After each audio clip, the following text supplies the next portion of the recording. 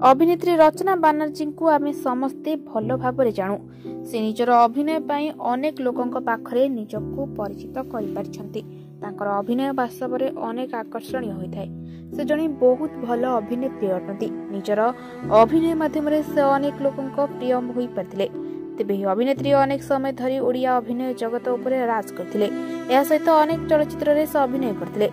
एही अभिनेत्री निजर अभिनय पई ओडिशार घरे घरे निजर एक स्वतंत्र परिचय सृष्टि करिबारे सफल होई पारथिले। तेबे तांकर अभिनय समस्त प्रभावित होइथायते। तेबे एही अभिनेत्री अल्प समय मध्य अभिनय दुनिया रे निजर एक स्वतंत्र छाप छाड़ी जाइथिले। तेबे से अनेक दिन धरी ओडिया अभिनय जगत रे अभिनय करथिले। या परे तांकर प्रेम संपर्क गढ़ी उठिला अभिनय जगत रो आउ जने बादशाह कलाकार सिद्धांत महापात्रଙ୍କ सहित।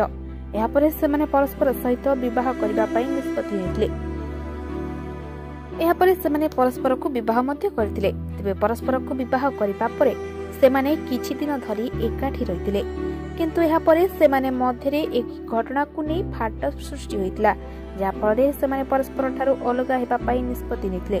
या सहित यापर से माने परस्पर ठारू संपूर्ण भाव में अलगा हो जाइथिले। तेबे घटना पर शेष से मध्य छाड़पत्र हो जाइथिला। या सहित से माने परस्पर ठारू अलगा मध्य हो जाइथिले। तेबे घटना को अधिक समय मध्य बीती नथिबा बेले या परे रचना संपूर्ण भाव में ओडिशा छाड़ी चली जाइथिले। या सहित से आउ ओडिशा फेरी नथिले। तेबे से ओडिशार अनेक दर्शक मानकर प्रिय हेबा सहित से वर्तमान मध्य कोनोसी समय ओडिशा बुलिबाकू आसी जाइथांती। या सहित से वर्तमान ओडिशार एक मेगा धारावाहिक देखा देते। तेबे तांकर लोकप्रियता वर्तमान मध्य ओडिशा रही।